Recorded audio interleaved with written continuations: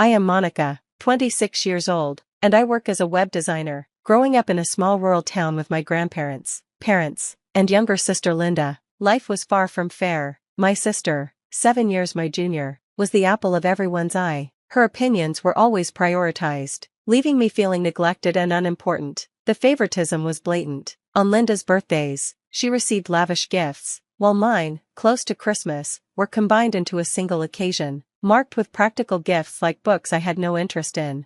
When Linda started playing soccer, our parents were her biggest supporters, never missing a game or practice. In contrast, when I played my final tennis match in middle school, they were too busy driving Linda somewhere to attend. This pattern of disparity defined my childhood, fostering a growing sense of inadequacy and loneliness.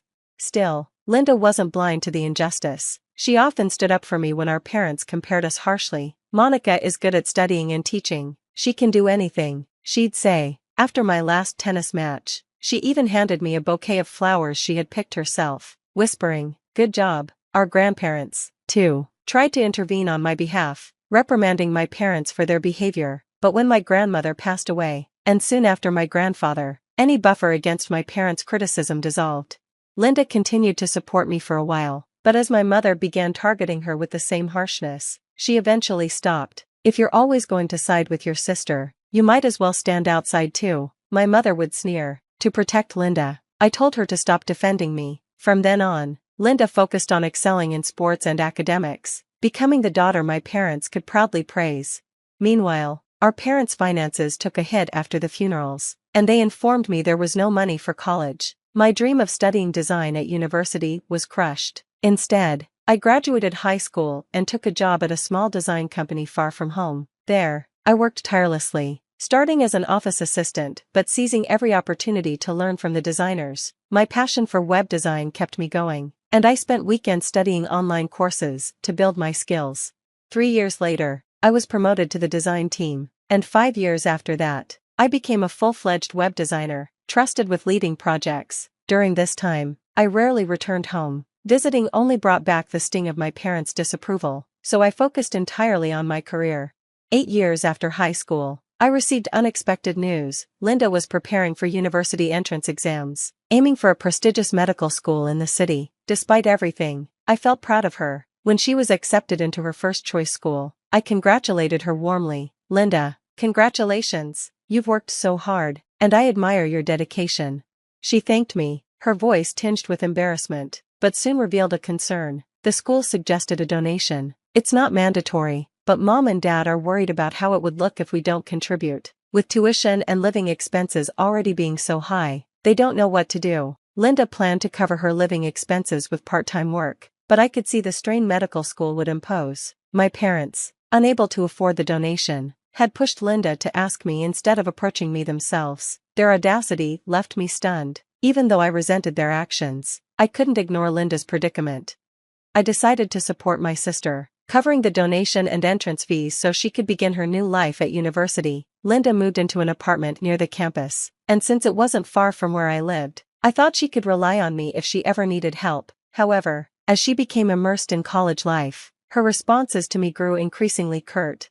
I'd get messages like, "I want to eat this," or, "I need this, please buy it for me," and I would arrange whatever she needed, supporting her in ways she couldn't ask of our parents. Occasionally, we'd meet for a meal, but even then, she remained distant, engrossed in her smartphone rather than engaging with me. When I tried to talk about her studies or lighten the mood, she'd brush me off, complaining that studying was hard. Her demeanor left me bewildered. At one such dinner, I tried to steer the conversation with a light-hearted comment. "Mom and Dad probably only care about you, though," I said, smiling. But Linda suddenly stared at me with an icy expression and snorted. "Of course, a medical student like me and a high school graduate designer like you are incomparable. No one cares about a job that doesn't even need qualifications like yours." Her words felt like a slap. "There's no need to say it like that," I replied, stunned. Linda rolled her eyes. "It's the truth. Being a designer is just a title. Anyone can make a website if they look it up online. You'd probably be better off getting a real qualification. But that's hard for someone who only graduated high school." I tried to defend myself. "It's not that simple. I'm studying and working hard every day. You shouldn't judge without understanding." Linda dismissed me with a displeased glance and clicked her tongue. Dad and Mom are right. They say you're a disappointment. Someone who couldn't even go to college. I'm only here because they told me to watch over you and make sure you don't fall any lower. I froze, her words sinking in like stones. Memories of my parents comparing us since childhood rushed back. Linda is smart, kind, and dependable, while Monica is stupid, clumsy, and can't do anything. I lowered my head, feeling like I couldn't breathe. Seeing me bow my head, Linda mistook my silence for tears and smirked. I'm going home now, she said briskly and left. Living on her own had transformed Linda. Surrounded by exceptional people and showered with praise from our parents, she fully believed in the image they painted of her as a prodigy destined to be a top doctor. Meanwhile, their disdain for me was reflected in her tone and attitude, as though she had absorbed their judgment entirely. That winter, as usual, I returned home for the holidays. My parents had asked me to come back with Linda, who hadn't visited since starting university. When we arrived, it was clear who the focus of their attention was. The table was piled high with steak, pizza, and treats to celebrate her visit. That evening, neighbors, relatives, and even Linda's old classmates gathered for a grand party. Linda basked in the attention, boasting loudly about her life at university. Mom keeps asking me to come home more often, but you know how tough it is at the country's most prestigious medical school. I can't just leave my team projects or relax at home. People are always contacting me about something, and it's exhausting.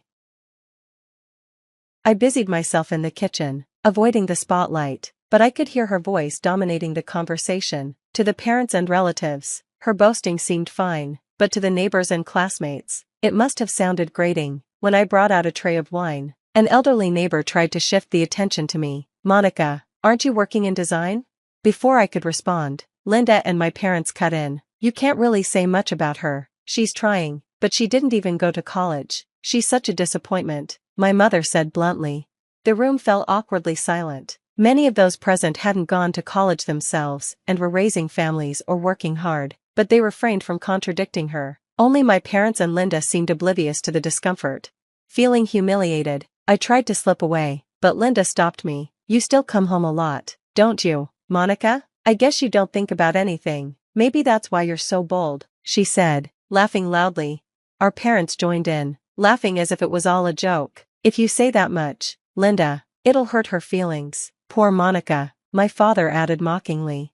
My anger boiled over. I clenched my fists and managed to squeeze out. It's better if I don't come back next year. I get it. Relatives and neighbors looked at me with concern, but I ignored them, putting down the tray and grabbing my coat and bag. Linda smirked as I prepared to leave. I understand. Don't bother coming back again, she said with a wave, and my parents echoed her sentiment with casual indifference. Heart pounding with anger and sorrow, I stepped out into the cold night, leaving behind the people who had so thoroughly dismissed me. I didn't look back. As I headed to the station, I fought to suppress the storm of emotion swirling within me. Returning home always left me with a heavy heart. When I was aspiring to be a web designer, I could use my studies as an excuse to distance myself from my parents. But as I grew older and advanced in my career, I found it harder to sever ties completely. The lingering sense of familial obligation weighed on me, even as I struggled to reconcile the disappointment and anger I felt toward them.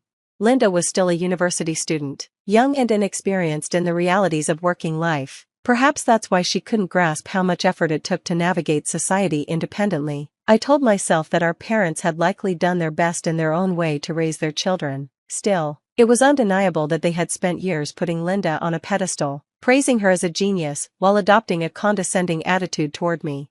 That winter, Linda's terrible behavior during our family gathering solidified my resolve. I realized that if I truly valued my own work and self-respect, I couldn't continue this toxic relationship, even with my own family. It was in that moment I decided to cut ties for good.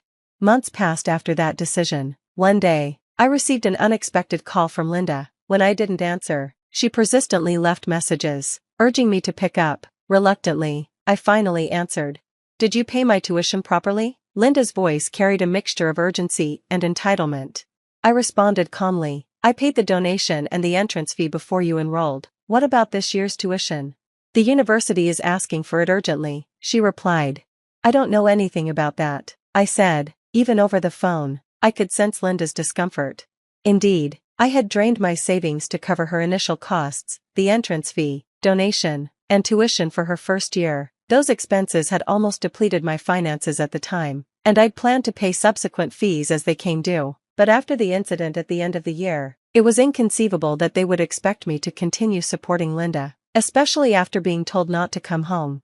I paid the donation because I wanted to support you, I said firmly. Didn't mom and dad send you to an out-of-state private university because they could afford the tuition? Or did they do it knowing they didn't have the money?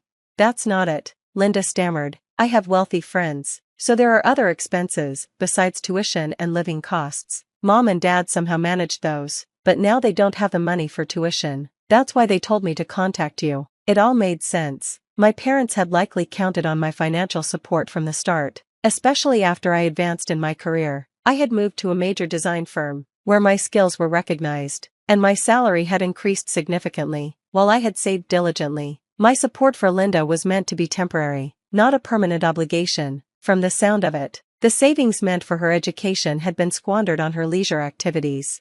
Despite this, I no longer had the emotional capacity to forgive. Helping with the tuition wouldn't have been financially difficult, but I refused. A few days later, my parents called, demanding I pay Linda's tuition. Their accusatory tone only deepened my resentment. It was clear that they didn't see me as part of the family, only as a source of money. Their lack of respect and consultation made it impossible for me to comply. Linda began calling almost daily. Her messages were filled with self-centered pleas. Please pay the tuition. If you don't, I'll be expelled. Scholarships and part-time jobs aren't enough. It would be a waste if someone as promising as me had to leave school. I'll pay you back when I start working. Just help me. As family.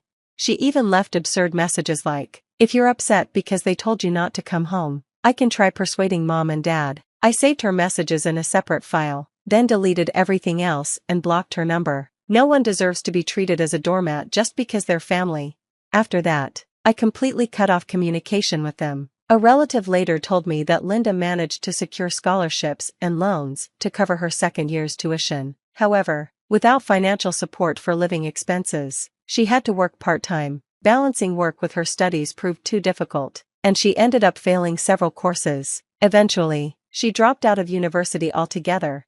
With no other options, Linda returned to live with our parents, but with their finances drained, there was no money to consider transferring her to another school. She didn't seek work locally either. Instead, she became reclusive, spending her days immersed in video games and lashing out at night in fits of stress. A friend who lived nearby later told me that the sounds of family arguments could be heard regularly from their house. My parents, once so proud of Linda, seemed powerless to confront her.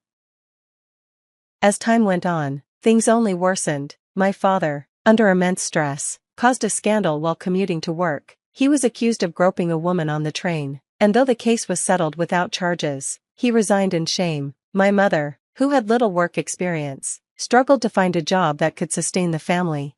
They occasionally tried to contact me through relatives, but their messages were always the same, demanding and unapologetic. Eventually, even the relatives lost patience. We'll handle it here. Don't worry, they told me, cutting off any further attempts at communication. I heard through the grapevine that Linda and my father, both unemployed, were living in near destitution. My mother, frustrated and overwhelmed, had disappeared entirely, leaving them to fend for themselves. Without any goodwill left in the neighborhood, help from others was non-existent. Meanwhile, my life had taken a different path. My career as a designer flourished. I was invited to join a major project that would leave my name known in the industry. With the project wrapping up and my savings secure, I decided to pursue a long-held dream, taking university entrance exams. Now, I plan to study business management, with the goal of going independent in the future. For the first time in years, my heart is racing with excitement for the challenges ahead.